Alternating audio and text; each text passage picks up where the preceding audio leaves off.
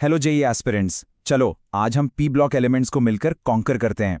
पता है ये चैप्टर जेई का एक ऐसा गोल्ड माइन है जहां से डायरेक्ट और हाई स्कोरिंग क्वेश्चंस गारंटीड आते हैं। सो लेट्स डाइव राइट इन।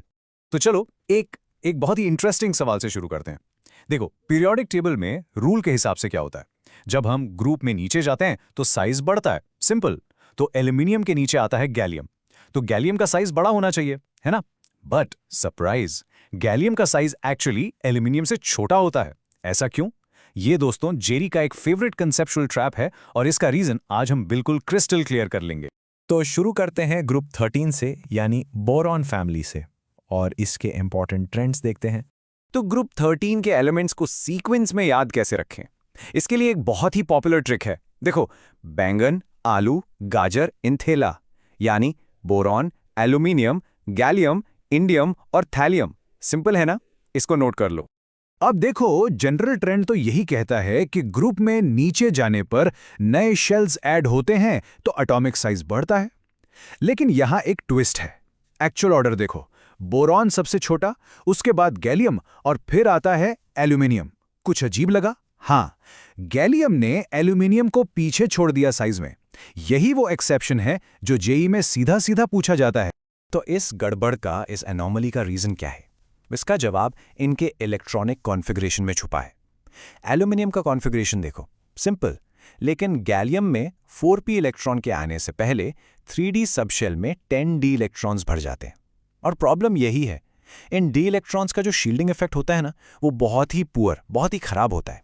इस पुअर शील्डिंग की वजह से आउटर इलेक्ट्रॉन्स पर इफेक्टिव न्यूक्लियर चार्ज बढ़ जाता है और एटम श्रिंक हो जाता है। इसलिए गैलियम का साइज एल्यूमिनियम से भी छोटा हो जाता है। चलो अब कुछ फिजिकल प्रॉपर्टीज पर नजर डालते हैं। ग्रुप 13 में बोरॉन एक नॉन मेटल है और ये B12 आइकोसाहेड्रल स्ट्रक्चर के कारण एक्सट्रीमली हार्ड और हाई मेल्टिंग पॉइंट वाला होता है। इसके नीचे सारे सॉफ्ट मेटल्स हैं, स्पेशली गैलियन। इसका मेल्टिंग पॉइंट इतना कम है, सिर्फ 303 केल्विन, कि गर्मियों में आपके हाथ पर ही पिघल जाएगा। और हाँ, डेंसिटी जैसा हम एक्सपेक्ट करते हैं डाउन द ग्रुप इंक्रीज होती है। तो इस टॉपिक का सबसे इंपॉर्टेंट टेकअवे क्या है? ये साइज एनॉमली और उसका रीजन पुअर शील्डिंग। अब आपका काम शुरू होता है। इस टॉपिक के जेई मेन PYQ सॉल्व करके देखो। आपको सेम टू सेम क्वेश्चन मिलेगा, जैसे the atomic radius of Ki is smaller than Al due to, और अब आपको पता है कि correct option poor shielding effect of d electrons है।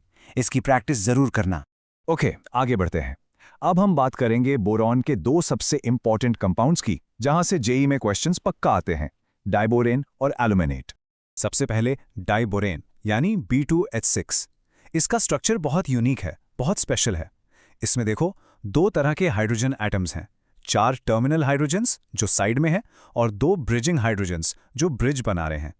इन ब्रिजिंग बॉन्ड्स को हम प्यार से बनाना बॉन्ड्स भी कहते हैं, उनकी शेप की वजह से। यहां सबसे इंपॉर्टेंट है बॉन्ड काउंट। दोनों बोरॉन एटम्स sp3 हाइब्रिडाइज्ड हैं। इसमें 4 टर्मिनल बॉन्ड्स जो हैं वो नॉर्मल 2 सेंटर 2 इलेक्ट्रॉन बॉन्ड्स हैं। लेकिन जो 2 ब्रिजिंग बॉन्ड्स हैं वो स्पेशल हैं। ये हैं 3 सेंटर 2 इलेक्ट्रॉन बॉन्ड्स।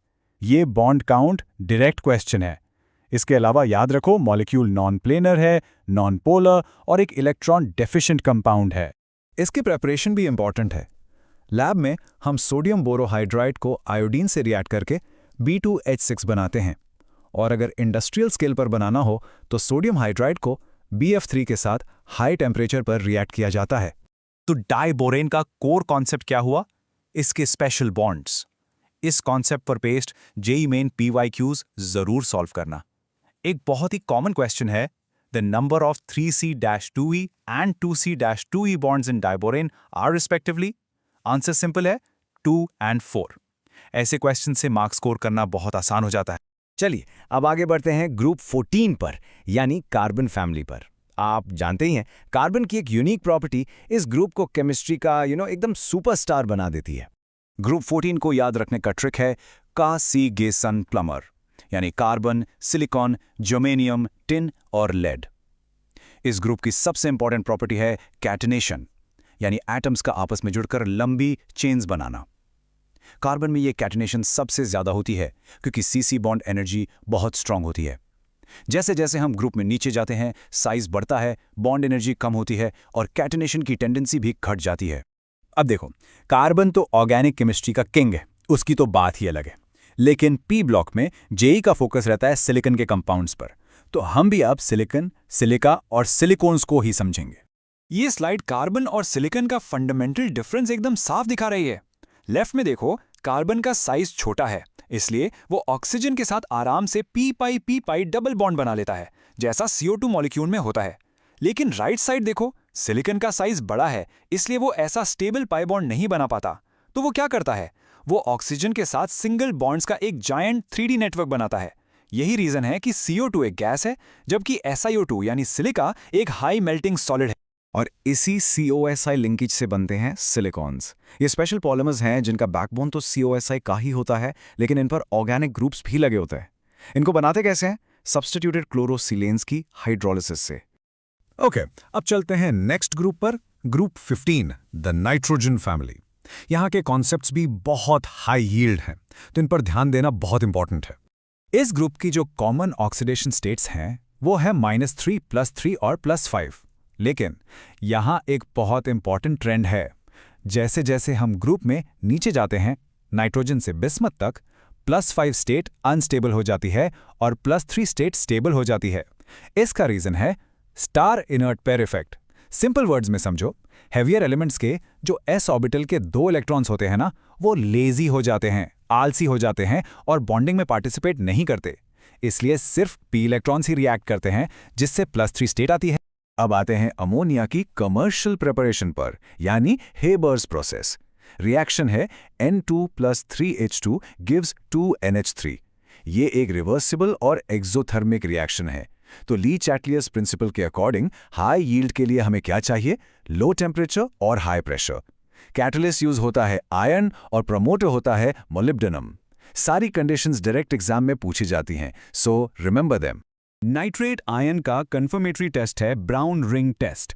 ये प्रैक्टिकल केमिस्ट्री में भी बहुत इंपॉर्टेंट है। इसमें हम टेस्ट सोल्यूशन में फ्रेशली प्रिपेयर्ड फेरस सल्फेट डालते हैं और फिर टेस्ट ट्यूब की साइड से आराम से स्लोली कॉन्सेंट्रेटेड H2SO4 ऐड करते हैं। जहां दोनों लेयर्स मिलती हैं ना, वहां एक ब्राउन रिंग बनती है। ये ब्राउन रिंग इस कॉम्प्लेक्स के बनने की वजह से होती है। इसका फॉर्मूला आपसे पूछा जा सकता है। नाइट्रोजन के बाद इस ग्रुप का अगला स्टार प्लेयर है फास्फोरस। चलो इसके अलग अलग फॉर्म्स यानी एलोट्रोप्स और इंपॉर्टेंट कंपाउंड्स को देखते हैं। फास्फोरस के 3 मेन एलोट्रोप्स हैं, व्हाइट, रेड और ब्लैक। इस टेबल से इनका कंपैरिजन एकदम क्लियर हो जाता है। व्हाइट फास्फोरस P4 मॉलिक्यूल है। यह सबसे रिएक्टिव है, पॉइजनस है और अंधेरे में ग्लो करता है। रेड फास्फोरस पॉलीमेरिक है, मोर स्टेबल है और नॉन पॉइजनस है। और ब्लैक फास्फोरस लेयर्ड स्ट्रक्चर के साथ सबसे ज्यादा स्टेबल है। स्टेबिलिटी ऑर्डर जरूर याद रखना, white less red less black. तो आज हमने पी ब्लॉक के कुछ बहुत ही इंपॉर्टेंट कॉन्सेप्ट्स को समझा। अब आपके लिए एक सवाल, इन 3 कॉन्सेप्ट्स में से पुअर शील्डिंग, बनाना बॉन्ड्स या इनर्ट पेयर इफेक्ट, आपको क्या लगता है किसका असर पूरे पी ब्लॉक पर सबसे ज्यादा दिखता है? इसके बारे में सोचना और कमेंट्स में जरूर बताना। बाकी के टॉपिक्स हम अगले एक्सप्लेनर में कवर करेंगे। Keep practising.